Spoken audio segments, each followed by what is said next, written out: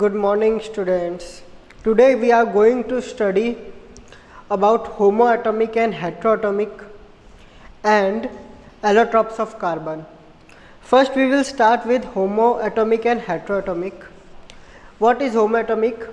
The molecules which are made up of only one kind of atom such as H2, Cl2, O2, N2, etc. are homoatomic. First we already known what means homo and hetero. So in the word, in the name, it was all was hidden, the definition. Homo means same, atomic means atom, means same atom. Heteroatomic, hetero means different, atomic means atom, matlab different atom. So the meaning of the definition of homoatomic and heteroatomic is hidden in their name. So homo, the molecules which are made of only one kind of atoms, means there are so many type of molecules na, H2, then N2, Cl2, these are molecules, not an atom. Why it are molecules? Because what is molecule? If an element which is made up of more than two atoms, that is called a molecules. If it has only single atom, then it is called an atom, means element have only single. Like example hydrogen, it is an atom, okay, but hydrogen doesn't complete their octet, they doesn't stable when it was only a single atom. So that's why to make stable, so it will combine with another hydrogen, okay, then that's why it makes H2. So it is called an molecules, and molecules which have only same type of atoms, they have called homoatomic molecules. Okay. Now what is heteroatomic? Same, they have different atoms, means the molecules which are made up of more than one kind of atom such as CH4. This is also a molecule, but they have different elements. That's why it is called an heteroatomic. Means if the molecules have same atoms, then it is called homo. If they have different atoms, then it is called heteroatomic.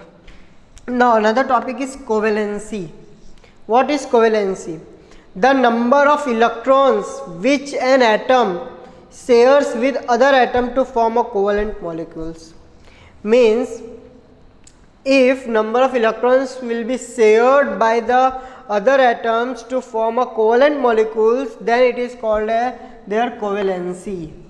Means every atoms have different covalency, and covalency is depends to complete the octet, means to be stable. If they shares or gain the electrons, share or gain of the electrons to complete their octet, then it forms a covalent molecules, and it is called a how many atoms electrons they are sharing, that is their covalency. See here, hydrogen and chlorine. Hydrogen have one atom, so it is unstable. Why? Because we all know we have the electronic configuration is 2, 8, then 18. So hydrogen have first K element, we already studied in our previous chapter, right, in 9th class also, Neil Bohr experiment, okay, in chapter number 4, structure of atoms, in which Neil Bohr says that the electrons are moving around the nucleus in a spatial orbit, that is discrete orbit, and there are so many orbits like K, L, M. In K there are 2 electrons, in L there are 8 electrons, in M there are 18 electrons, right, K element, like that. So here it have to stable, then you have to fulfill their orbits. Hydrogen have only one atom, so it will be a K orbit. To complete the orbit of K, it wants another atom, one atom, so it will join with other hydrogen, both have one atom, they will combine and complete their octet. That's why we are writing here H2. So for complete their orbit, it take one atoms. That's why its covalency is 1. Similar chlorine. Chlorine have 9, 2, 8. So in the last orbit, chlorine have 7 atoms. So to complete their octet, it needs 1, right? So what happens? See here what happens. Chlorine 1, 2, 3, 4, 5, 6 and 7. So it will join with another chlorine 1, 2, 3, 4, 5, 6, 7. Both have 7 atoms. So to complete their octet, they will combine with a covalent bond and both will share 1 electrons. So it makes a covalent bond between them. That's why we have written here Cl2, because to be stable it will join with another chlorine to complete their octets. Same. High oxygen. Now oxygen have 6 electrons. Okay.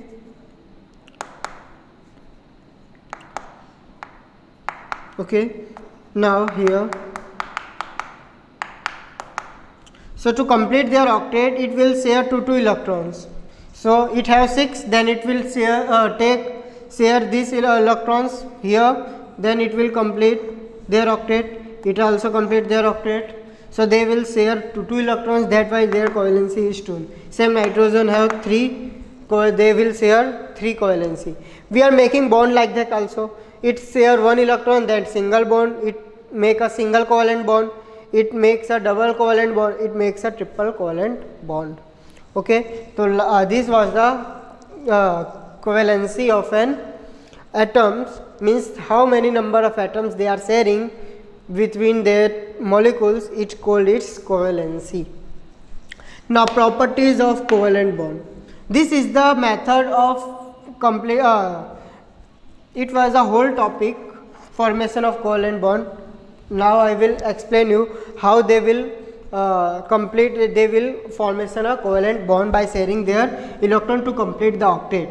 So to complete the octet, how many electrons they are sharing, and in this manner it is called a formation of covalent bond, and the number of electrons they are sharing, that is their covalency. Okay. Now properties of covalent bond. Physical state. So covalent bonds have found in all 3 states: gas, liquid and solid. Now example of gases: Cl2, H2, NH3, CH4, SO2. These all are the covalent compounds and are in a gaseous form. Now in liquid, Br2, iodine, phosphorus, sulfur. These are also a covalent compound in a solid form. So all the 3 states covalent for compounds all finds on in all the 3 states. Now melting point and boiling point. The melting point and boiling point of covalent compound is low, as force as weak. We all know. A question is arising also, why melting point and boiling points are low in covalent compound. So we all know they will share their electrons. That's why they doesn't have a strong intermolecular force. That's why the melting and boiling points are low, and the force of attractions are also weak, because they doesn't have their own electrons. If it was an ionic compound, then the melting point and boiling point is high. Why? Because it will gain or lose. They completely, if it will gain the electrons to complete the octet, the electrons that they will get, that is their own electrons will be make, right? Then the intermolecular force is very strong, so the melting and boiling point is high. But here in covalent compound, they are not gaining or losing the electrons. They are sharing the electrons. That's why they doesn't have, and they doesn't say that this is my electron. So they doesn't have their own electrons. That's why the force are weak, and the melting and boiling point was make a law. Electrical conductivity. By the name we will understand when electrical words are coming, then we are talking about electricity. Now, so then electricity conductivity is low, means non-electrolytes has no ions. So it doesn't have electrical conductivity. Why? Because it doesn't have ion. We all know in a substance in which electrons is flowing, then the current, electric current will be passed. Here there is no ions, they are sharing the electrons for making a bond to complete their octets. That's why they have non-electrolytes or no ions, glucose and sugar. This is the example of electrical conductivity. They doesn't conduct electricity. Why? Because when we dissolve glucose or sugar in water, it doesn't break the ions in the water. That's why. But we all know everywhere there is an exception. Here also exception, polar compound like HCl. Okay. Now HCl, now exceptions come here. When exceptions come, when question arises, now the questions in board were asked by us, we doesn't know. So where the exceptions arise, there is a one question. Okay. Here why HCl will conduct electricity? Why polar compound conduct electricity when as well as it was a covalent compound also? So HCl is a covalent compound, but it have partially positive and partially negative ion. That is called a polar compound, and they have partially both ions. That's why they conduct electricity. And they conduct electricity, that's why it is called a polar compound. Now nature of reaction. They generally undergo molecular reaction, means like H2 plus O2. Say they have these both have molecules, right? Then when they are combining, it gives us H2O. So the nature of reaction is generally under molecular reaction, means they will react when it was in a molecules form. Then two molecules will combine and give us compound. So generally they are going under molecular reaction. Solubility. They are mostly insoluble in water. So the covalent compound is insoluble in water. Okay, but here they will soluble in organic solvent, means it doesn't soluble in water, but it will be soluble in organic solvent. Like example, naphthalene. Naphthalene will dissolve in ether. It doesn't dissolve in water, but it dissolves in ether, and ether is an organic compound. Okay, so these are the properties of covalent compounds. Now allotropes of carbon. So we have already studied about covalent bonds and atomic, heteroatomic and homoatomic. Now we all know carbons have a unique property, and they have allotropes also. Now carbon has unique property of existing in different forms such as diamond, graphite, coke and charcoal. Means in every living things have a constituent of carbon in them. Okay, so they differ in physical properties but same chemical properties such as substance are allotropes and property of allotropy. Means they have the physical properties are different but the chemical properties are same, and such types of properties is called allotropes, substance is called allotropes, and the properties is all called allotropy. Means the structure of diamond, graphite, then coke, charcoals, they have different physical properties but they have same chemical properties. That's why it is called their allotropes, and the properties they show that is called as allotropy. Now these are the allotropes of diamond. Okay, first we will see the structure. First carbon. So there are two form of carbon, crystalline carbon and amorphous carbon. Generally, mostly we are using crystalline carbon. Amorphous carbon is not a topic in your syllabus, so we are only learn their names. We doesn't go in deep, but we go in deep at crystalline carbon. Okay. Now crystalline carbon have three types: diamond, graphite and fluorines. Okay. We will study about the structure of diamond. Okay. After this, now graphite and fluorines, but they have both carbon have the property to combine with another carbon. The number of carbon atom is 10, 20, 30, 40, approximately anyone. Okay, so they make a different structure. If 60 ball fluorines, 70, 90, so it is like a football structure, it is called fluorines. We will study separately these two in our next video, what is the structure of graphite and what is the structure of fluorines. Okay, and their natures and versatiles.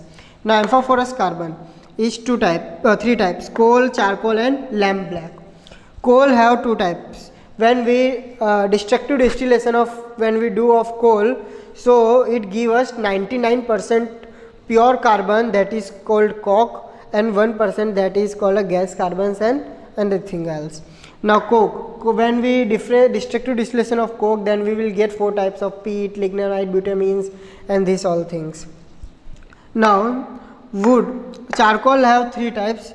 It will all depend from which substance we are making a charcoal, then from that substance we will giving their name. If we will burn the wood and we are getting charcoal from wood, then it is called wood charcoal. When we will convert bone into powder form and then we will burn and we make we get that ashes, that is called bone charcoal.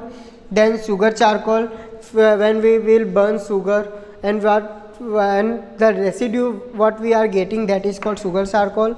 And lamp black means we are in old days we are using lamp, and when we are burning a lamp, the ashes of the burning ashes was remaining in the lamp and it was fully black color, that is called a lamp black. Okay, now this is the structure of diamond, in which you will see it makes a 6 carbon structure, that is called a benzene. Okay, now this all circular part is our carbon, means every carbon will attach with another carbon and it makes so large structure.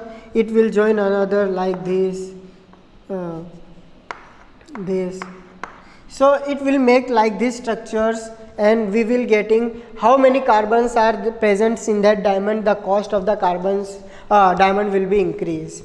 So it is called a carbon atoms, and the bond from which these carbon atoms will be joined, that is covalent bond. It all depends on, it was be three types of bond or covalent bond: triple, double and single bonds. Okay, so this is the structure of diamond. We will deeply study about structure of graphite and fluorines in our next video. Thank you.